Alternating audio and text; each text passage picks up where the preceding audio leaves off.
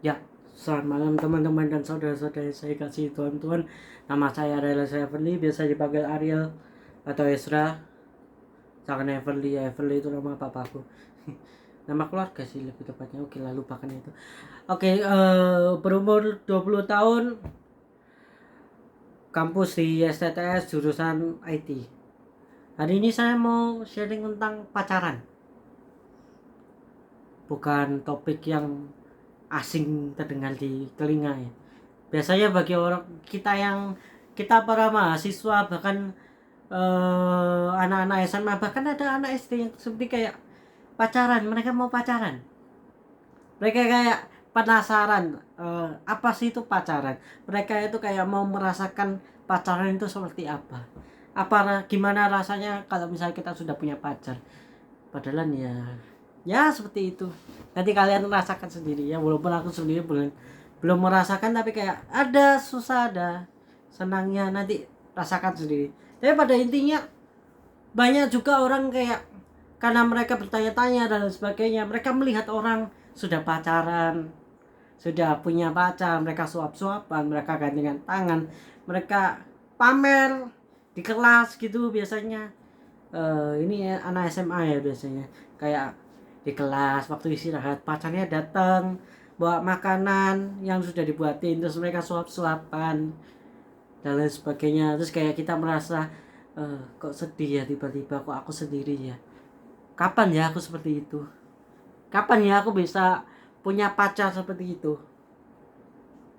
kenapa kok aku belum punya pacar ya, kenapa kok Tuhan nggak, aku sudah berdoa untuk minta pacar, minta bertemu dengan jodoh yang dari Tuhan, tapi belum bertemu juga.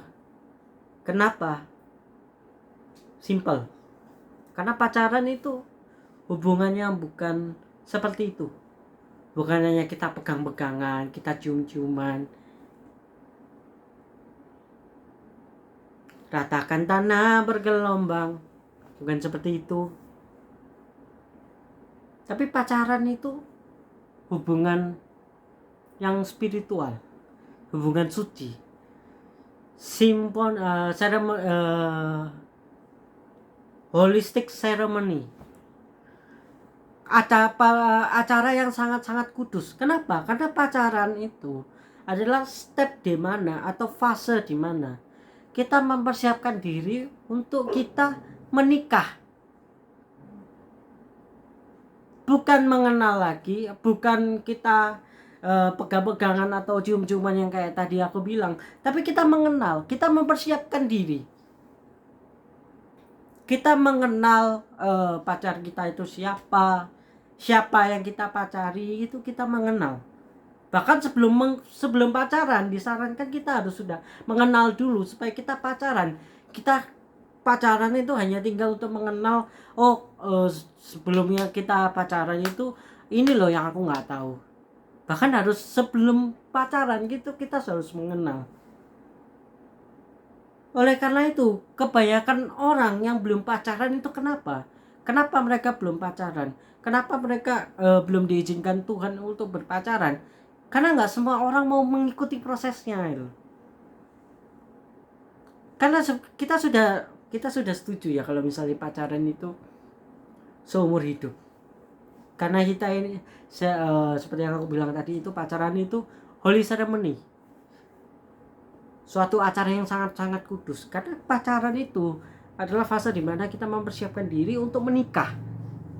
Nah, untuk sebelum kita pacaran itu kita juga harus mempersiapkan diri juga. Sebelum kita mengenal siapa yang Tuhan siapkan untuk kita harus mempersiapkan diri.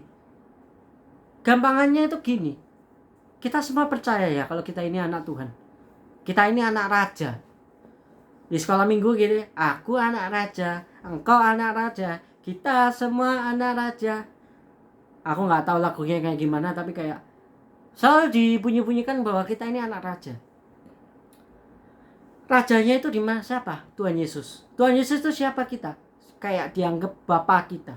Bapak mana yang mau anaknya pacaran dengan orang yang nggak jelas? Nggak jelas sikapnya gimana. Kalau dari sisi ceweknya yang menikah cowoknya gimana, bisa menjadi imam apa enggak. Kalau misalnya dilihat, bisa menjadi imam, dirinya sendiri aja dia belum bisa urus, dia masih belum dewasa, dia masih belum bahkan dia untuk dirinya siapa aja, dia kenapa di dunia ini aja dia belum tahu siapa. Dia belum kenapa dia ada, apa gunanya dia hidup di dunia ini, kenapa dia dilahirkan di dunia ini, dia aja masih bingung. Pikirannya, kenapa kamu lahir di dunia ini? Ya karena dilahirkan mama saya, masih seperti itu. Bukan kayak benar-benar kayak tahu apa tujuanku untuk hidup di dunia ini. Dia pasti belum tahu ya, mana ada yang mau memberikan anak perempuannya. Mana ada bapak yang mau memberikan anaknya yang tercinta, putrinya yang tercinta. Gak seorang laki-laki yang dirinya sendiri aja gak bisa urus, pikirannya, logikanya ya. Diri aja dia gak bisa urus, dia aja masih gak tahu dirinya siapa. Nanti anakku gimana? Sama kalau misalnya si perempuan belum siap juga, masih egois, masih cemburuan, masih kayak, kalau aku punya pacar, dia nggak boleh punya teman cowok. Kalau teman cowok ya gak masuk akal. Maksudnya teman cewek biasanya. Kalau ada kontaknya cewek di HP-nya aja dia langsung ini delete, ini blok ini. Masih belum dewasa. Masih kayak merasa bahwa pacaran si cowoknya itu adalah benda kemilikannya dia. Walaupun sering terjadinya di cowok ya. Tapi ada cewek yang seperti itu. Ada juga cewek yang masih kayak materialistik, bahasa kasarnya gold digger, kayak kalau kamu nggak kaya kamu nggak bakalan bisa membahagiakan aku. Dalam pikirannya hanya uang yang bisa membuat bahagia dan sebagainya. Mana ada ayah yang memberikan anaknya, putra raja ke cewek yang seperti itu. Yang ada nanti uangnya diperas, uangnya habis, cewek itu pindah ke orang yang lebih kaya lagi. Oleh karena itu pasti semua sebelum pacaran itu ada prosesnya dahulu. Ada sesuatu yang diproses dahulu. Baik itu laki-laki, baik itu perempuan, ada prosesnya masing-masing. Kalau untuk cewek, si cewek itu diproses supaya dia melayani Tuhan. Dimana dia diajarkan untuk tunduk kepada Tuhan. Yang nantinya kalau misalnya dia sudah menikah, dia akan tunduk kepada suaminya.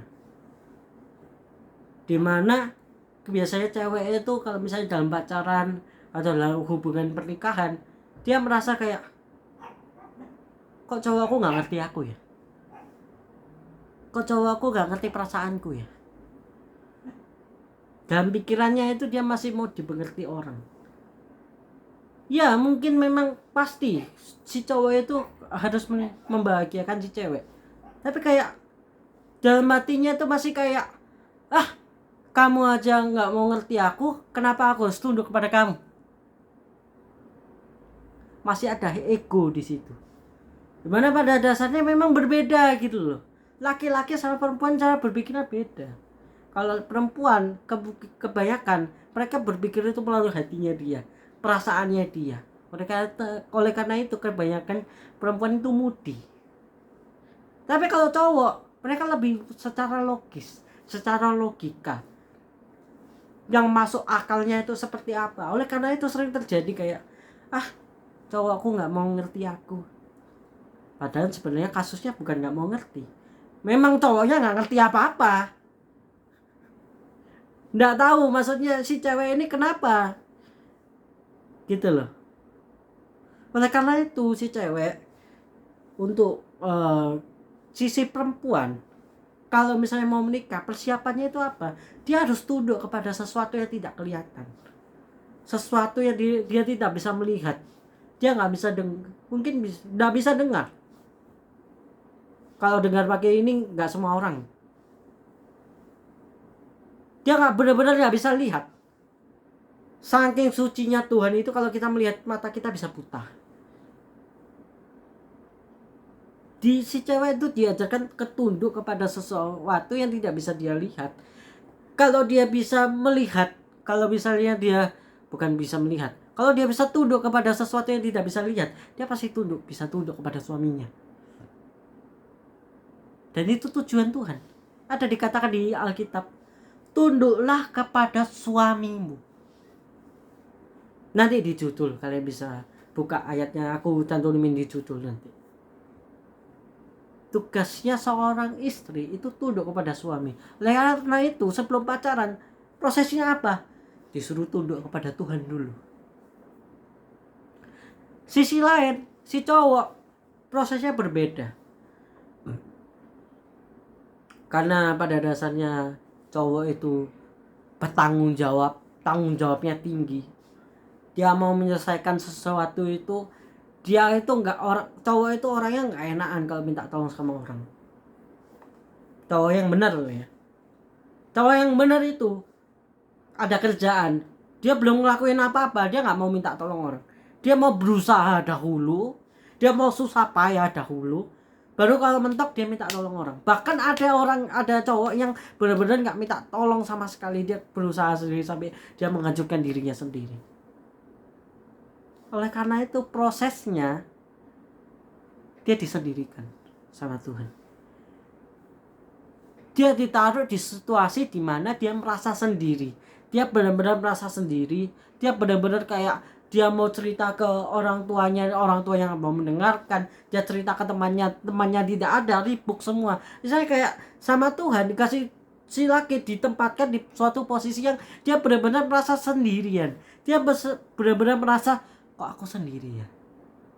Perasaan temanku banyak. Perasaan koneksiku banyak.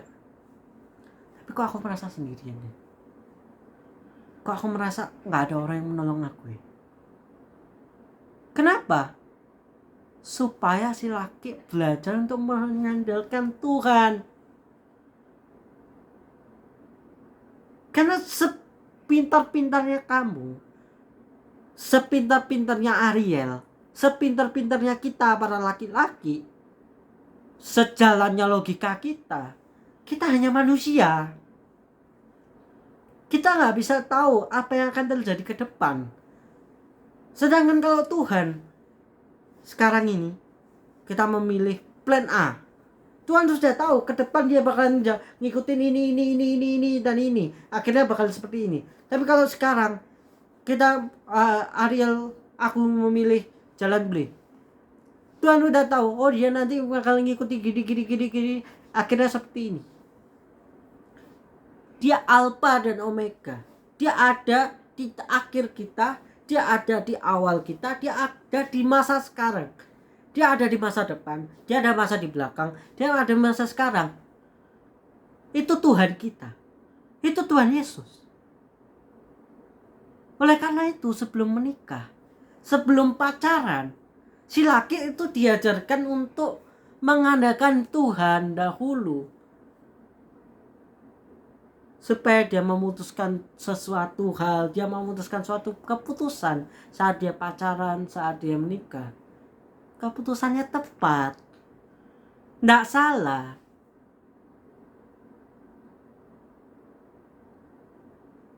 Banyak laki-laki yang menyalahkan Tuhan akan kehidupannya, kayak Tuhan kok hidup pun kayak gini ya, ini salahnya Tuhan. Sebenarnya bukan salah Tuhan. Salahnya kita sendiri tidak mendengarkan Tuhan. Salahnya kita sendiri, kita tidak meminta jalan kepada Tuhan. Kalau kitanya sendiri mungkin ya, kita tanya ke pendeta pun, kita tanya ke CGL kita, CGL di sini itu kayak kelompok sel kita, ketua sel kita, atau ke gembala kita, memang ada beberapa kasus yang dijawab karena kita masih jiwa baru. Sama Tuhan masih dijawab. Kenapa? Karena kita masih belum mengerti cara yang benar untuk tanya itu sebenarnya seperti apa. Tapi kalau kita sudah jiwa lama, kita tanya pun ya, kita nggak merasa jawaban apa. Kita nggak dapat jawaban sama sekali. Kita masih bertanya-tanya. Oke, Kita masih dalam pikiran kita masih oke, Pastor Philip, oke, dapat itu ketuaku. Jadi intinya jawabannya gimana? Dari semua yang kau sampaikan, ya Bapak Gembala, ya leader, dari semua yang kalian sampaikan, apa yang harus aku lakukan?